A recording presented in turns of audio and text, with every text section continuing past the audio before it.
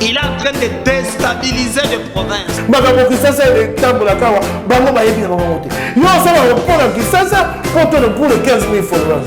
Le président Félix Antoine Tshisekedi a repris le projet de valider cette stratégie nationale.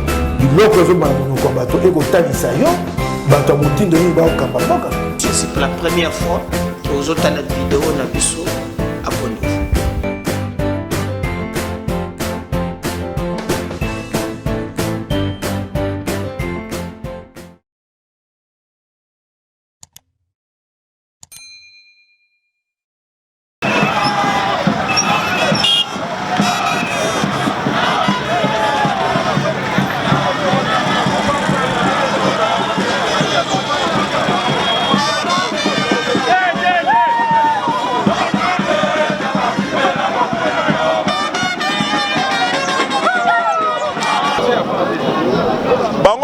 a raison que Biso Congo to bomba ba FDLR à force négative. Mais ça fait 30 ans. Ba FDL yango bazaki na 26 ans, ba komela ba 56 ans ba lembit. Biso to senge loko moko. Rwanda, Kagame na Uganda ya Museveni ba ouvrir espace démocratique na bango. Espace politique ba ouvrir yango. Bamboka wana eza na dictature ya somo. Ba dictature wana ezo lingate, bango moko bazo lingate FDLR ezonga kuna. Ali bango ko bata masima réseau wana ko baya ko luka ko piller ba richesse na biso. Solution za to sengi Rwanda, Uganda pour ouvrir espace démocratique pour ba tendance politique mususu. Bazonga na mboka na bango na kimia pour garantir bango kimia. Soki ba FDL bazongi na mboka na bango biso pe na Congo to za la kimia.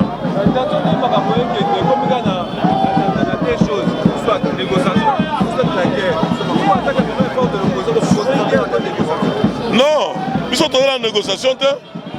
Combien de fois par rapport la commission des droits de l'homme et démontrant noir sur blanc que Biso Toza soumis na François Tolobara à une guerre par procuration. Ça veut dire guerre zé biso ba Congolais biso la bisoté. Rwanda na Uganda bazo profiter batindi ba groupe armé bazo manipuler ba Congolais mususu pour ba bunda. Yango biso tolobi boye. O eza dernier avertissement. En attendant solution zali, il faut qu'on réforme l'armée na biso. Et là, quand on a réforme armée, pour exfiltrer, il faut qu'on bimisa les sujets étrangers nyonso. Au bazar la carte armée na biso. Mokolo armée na biso, la carte Rwandais aux alaté, Ougandais aux alaté, étrangers aux alaté. Donc la biso moko bana na mboka. Rwanda côté le matin, on a dit Mamadunda la denga salagi bango, ba général Baouma malgré babomi bango. Solution ezali mibale. Rwanda est pour l'espace démocratique na bango, ba opposant la bango bazonga. Biso na Congo, tout ça la réforme armée et puis première étape, il faut extirper kolongola ba sujet étrangers nyonso au bazar na biso. Yango moni bana na biso ba makasi RDC FARDC lo makasi, mais ils sont infiltrés. Voilà. Message à Souga pour la voyance soldat au Biso toye awa. Nambela, le président élu Martin Fayulu m'a dit, peuple congolais, toute tendance, yomoni, drapeau parti moko ezate. Biso nyo soto simi RDC. Tolo bakeza likamo ya mboka. Zali kamba parti songolote pakalate. Toye, on a ko soutenir ba FARDC na biso eloko makasi. Bana mboka o baza na front, o bazo tangisa makila na bango. On a intégrité. Bon moko ya Congo. Le Congo restera un et indivisible. Entre la négociation et la guerre, nous préférons la guerre. Pour la raison suivante. Premièrement, surtout qu'il y a une négociation, on peut nous prendre une portion. Il y a Bozuna Bisso. Il y aura des accords. Oyo sanga que to signé na bango na biso du fait que biso tozali na position de faiblesse et qu'on profiter na Rwanda Mais pour le respect, pour l'équilibre des forces, et Sengeli Nabiso, tout ça la guerre, pour que le Rwanda puisse nous respecter. Ça fait maintenant plus de 25 ans que le Rwanda est en train d'assassiner nos fils, nos filles, nos papas, nos mamans. Le Rwanda est en train d'assassiner le paisible citoyen congolais. N'a pas pratique moko inhumain. Alors, est-ce que nous pouvons avancer dans Ndengewana ou nous devons stopper des marches à Rwanda? Du fait que les autorités qui sont en train de nous diriger aujourd'hui, bali faibles, et le Rwanda profite, il y a Kosala Makambo, oh il y a Ali Kosala. Yango Motuna Toko Mituna. Est-ce que ces autorités-là, basali na complicité dans le Rwanda pour que les Congolais passent un moment très difficile, très critique, où réellement ils sont en côté du peuple congolais. Mais le fait sur terrain, et ce monde a comme si que nous avons peur du Rwanda. Oh, le Rwanda c'est un petit pays. Oh yo, même sur le plan militaire, Bakokanina, nombre, soit effectif, il y a armée na bisoté. Mais pourquoi nous devons avoir peur du Rwanda? Tandis que Kagame lui-même n'a même pas honte ou peur de dire ce qu'il est en train de dire. La guerre, Ekozonga, Bisika Yango et Banda, parce que selon lui, Kagame, que la République démocratique du Congo, Bangonde Bazali ba agresseur. Du fait que lui-même s'est arrangé, Yako Bengana, ba afdeleur, na rébellion au ekotisa qui est na pouvoir. On a envoyé des afdeleurs na mabele na biso, et biso maintenant to comme ba agresseur. Mais c'est ce que je suis en train de vous de se demander. Vous parlez de la diplomatie. De quel type de diplomatie oyo biso toko sala? La meilleure diplomatie oyo bakokaki kosala na kati ya mboka oyo, c'est de négocier pour que les ADF bazonga na mabele na bango. Mais les ADF sont ici et Kagame, pour matraquer la République démocratique du Congo, il profite derrière FDLR plutôt pour créer des ordres na kati ya mboka. C'est pourquoi, pour la dignité na biso, pour le respect ya Congo pe ba Congolais, il faut faire la guerre avec Kagame, avec le Rwanda. Ça peut prendre autant d'années, mais il suffisait que Kagame parvient à nous respecter et le Rwanda parvient à nous respecter. Monsieur Michel, comment vous ferez la guerre au Rwanda pendant que votre armée est foutée jusqu'à la moelle épinière? Est-ce que vous pensez cette guerre? Mais non, écoutez, papa. Dans cette armée-là, n'oubliez pas que nous avons une armée forte en Afrique, laissée même par Mobutu. Ils sont là et ils sont très bien formés. Mais infiltrer na katia armée na biso. Yebani qui est qui? N'est-ce pas? Quand le président Eli vous a dit faisons des réformes, Potoyeba nani azali nani. Mais qu'est-ce qu'ils ont dit? Ils ont refusé des réformes. Donc nous pouvons dire qu'ils sont des complices. Il y a infiltration. Parce qu'on ne veut pas faire de réformes pour que tout le monde n'a qu'à armée na biso.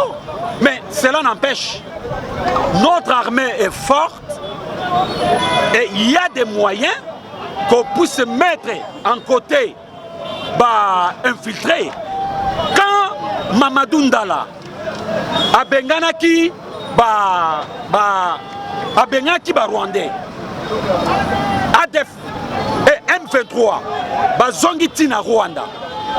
Par quelle baguette magique akenda ko sa poka benga na bango? Il y a des mécanismes ko sala que batouana ba infiltrer wana ba mettre bango de côté et nous attaquons avec la guerre pour avoir la victoire.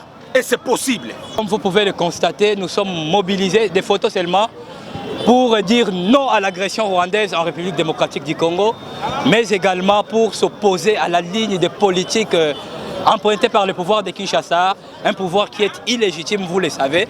Et donc aujourd'hui, il y a toute la population de Kinshasa qui est ici sur les rues pour s'opposer à l'agression du Rwanda en République démocratique du Congo, pour dire non au passage en force des réformes électorales et pour faire appliquer l'article 64 contre ce pouvoir illégitime de Kinshasa.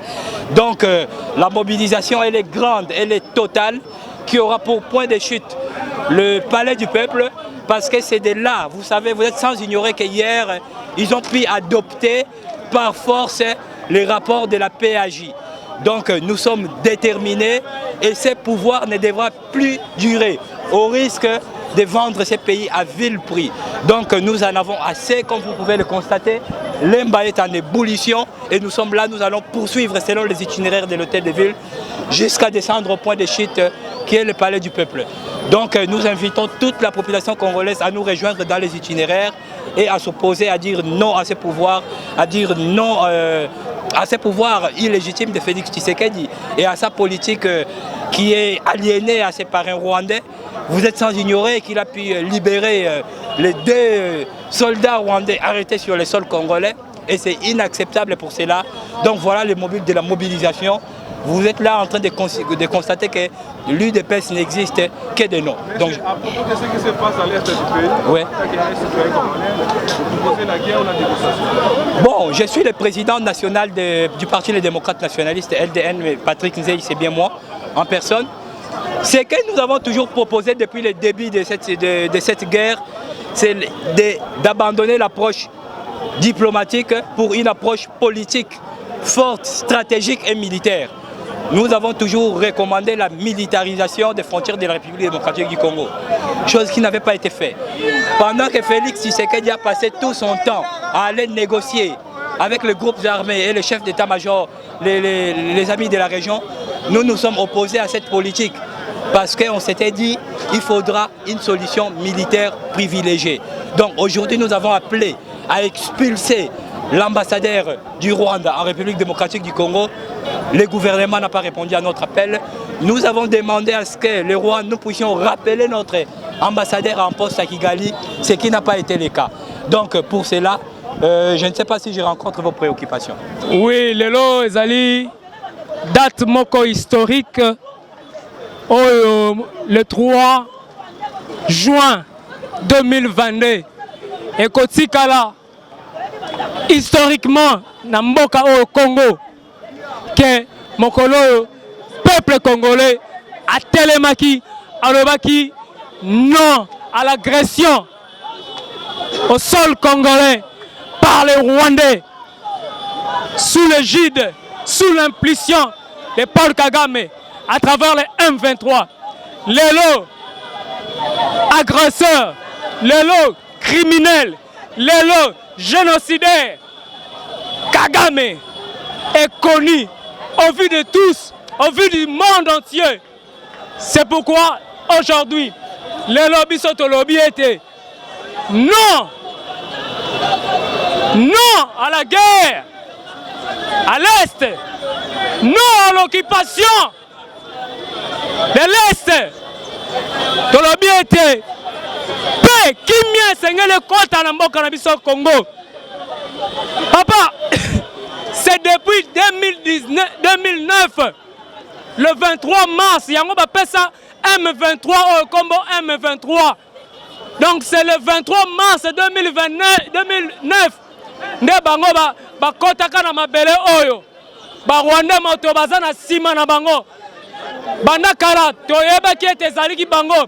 Mais biso to kokama Chilombo na IDPS ba yambaka Kagame wana na stade Martyr ba yembelaka yobo ya Kagame. Mais le peuple wana à comprendre a bengani Chilombo abengani Kagame na mboka au Congo.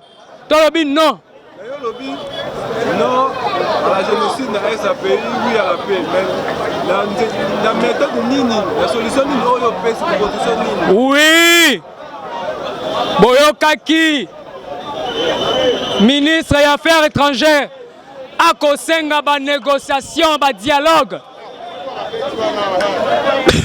Oui, biso makamo et biso topesi yango na communauté internationale.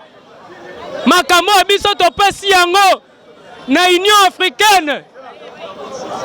Na président Macky Sall. Topesi yango na Nations Unies. Et bango va mettre fin na makamo pour être le corps le peuple congolais à Telemi. Tolingi lisusu comment na M23 ba rebelle na mboko Congo te. Nous n'avons pas besoin de négociations. Nous n'avons pas besoin de dialogue. Pour être dialogue, oh même un consensus. Il y a une loi électorale. Biso to senga kiango. Mais ndeko chilombo ako saboter yango. Donc comment expliquer binombo qu'on permettre dialogue? Na ba étranger, mais kasino ba congolais bango moko bolingite. Biso to lingi bandeko wana ba kende. Libera. To lingi ambassadeur wana akende libera. To lingi ba accord diplomatique nyoso tout e katana. Frontière na bango e katana. Nous n'avons pas l'intérêt. Ba commerçant rwandais. Oh bazana Goma, bazonga na mboka na bango. Ba boutique na bango nyoso tout e kangama. Bandeko na ngai na Goma, na Uvira, na bisika baso na Ese Bozali. Bakanga ba magasin. Ya ba rwandais wana. Donc biso to lobby, biso na bango bu pia. La première des choses, et le biso to eli awa. Toyena nous pona repesa avertissement parce que avertissement et banara toujours une action moro quelconque. Alors notre action que nous avons choisi c'est faire une marche au monde que nous avons mobilisé tout Kinshasa, toute la ville de Kinshasa est au courant que lelo il faut baya pour toper ça premier avertissement na biso. Alors un avertissement sur tolo banini. Nous en avons marre. Le peuple en a marre. RDC ezali Kinshasa te. RDC ezali mboka nyonso o ezana ba province nyonso ba Bandundu, ba Kongo, ba Kisangani et tout consort. Alors ndenge batu baza kokufa na est, baza kokata bandeko na biso mibali mitu. Je vais vous dire une chose, ba violer bas na biso. Alors, qu'est-ce que j'aimerais vous dire par là? Soki bo remarquer mode opératoire ya bato bakata bandeko na biso mitu, bakata bango toujours bisika oyo. Ce côté mode opératoire Rwanda, hôtel yangona génocide de Salama en Rwanda. Vous allez constater que les mode opératoire ou la culture na biso ya Congo te. Ce ne sont pas les Congolais qui tuent les Congolais, mais ce sont plutôt les Rwandais qui viennent tuer les Congolais parce que mode opératoire ya kokata mutu mutu awa. Congolais est bien noté. Alors, si vous voyez la façon dont ils tuent nos mères, nos sœurs, les Congolais ne s'entretuent jamais. Jamais Congolais battent la culture europasola. Oezali, Libumu, Kopasola, Oezali, appareil génital, ya moi si, Ezali la culture congolaise. Alors, nous avons constaté et nous avons dit, plus jamais, nous allons accepter que nos frères et sœurs puissent être tués comme de petits chiens. Il est temps que le peuple, comme nous faisons maintenant, nous nous sommes mobilisés comme un seul homme, pour dire non à tout ce qui se passe. S'il y a nos frères congolais qui sont impliqués dans cette bêtise, nous leur disons de cesser, quitter les groupes armés. Alors, un message maintenant pour Rwanda. J'ai dit ceci aux Rwandais. Les Congolais ne sont pas des xénophobes. Ici, nous n'avons pas cette culture de la xénophobie. Mais si vous continuez à tuer nos frères qui sont à l'est de la RDC, nous, peuple congolais, nous nous sommes pris en charge maintenant. Parce que le gouvernement congolais n'arrive pas à sécuriser la population congolaise.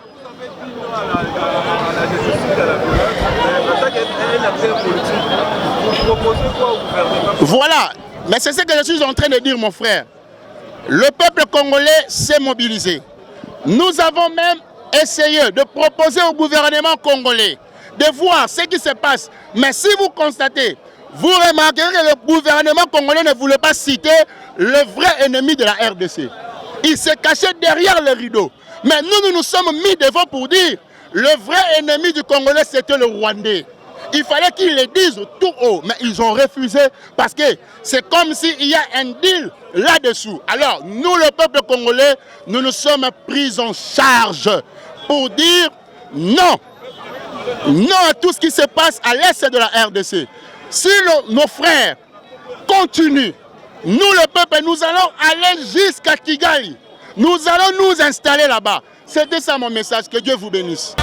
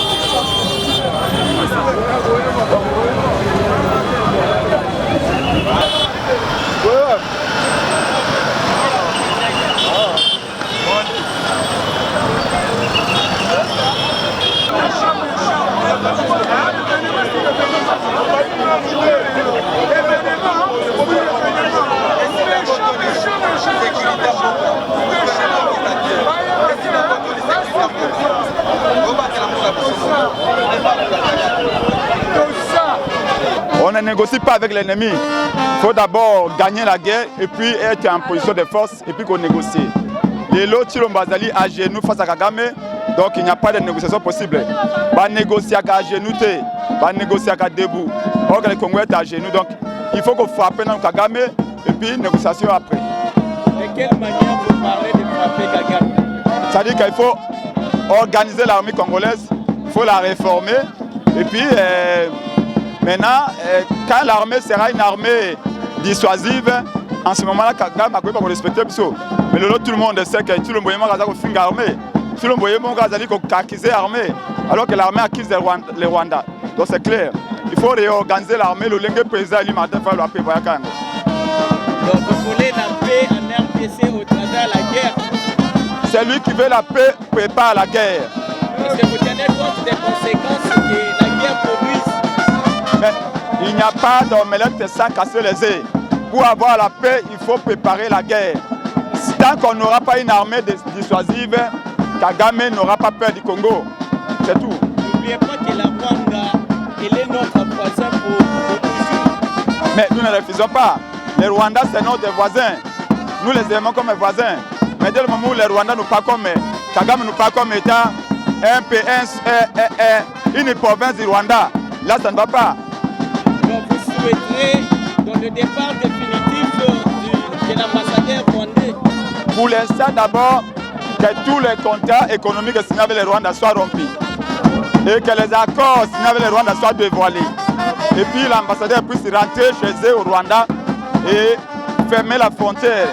Voilà ce que nous exigeons entre autres. Non, mais le président élu l'a dit.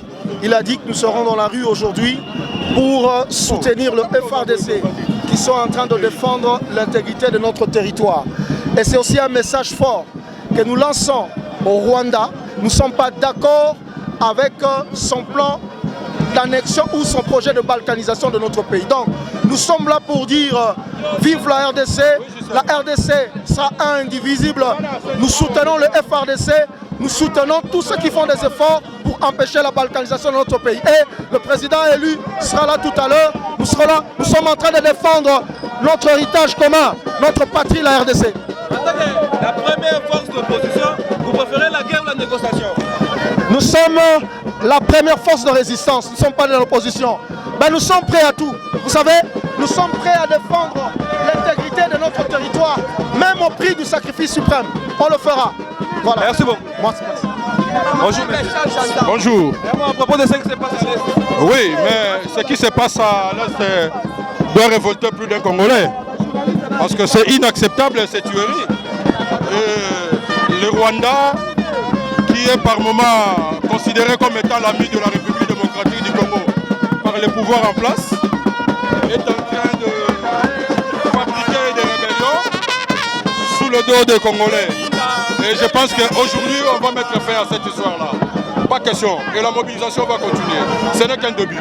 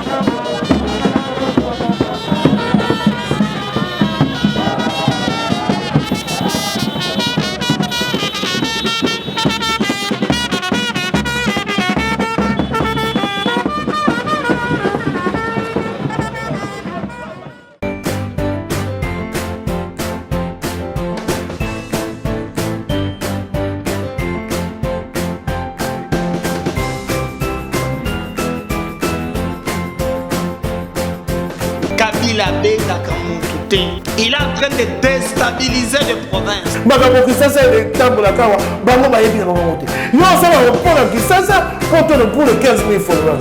Le président Félix Antoine Tshisekedi a repris le projet de valider cette stratégie nationale.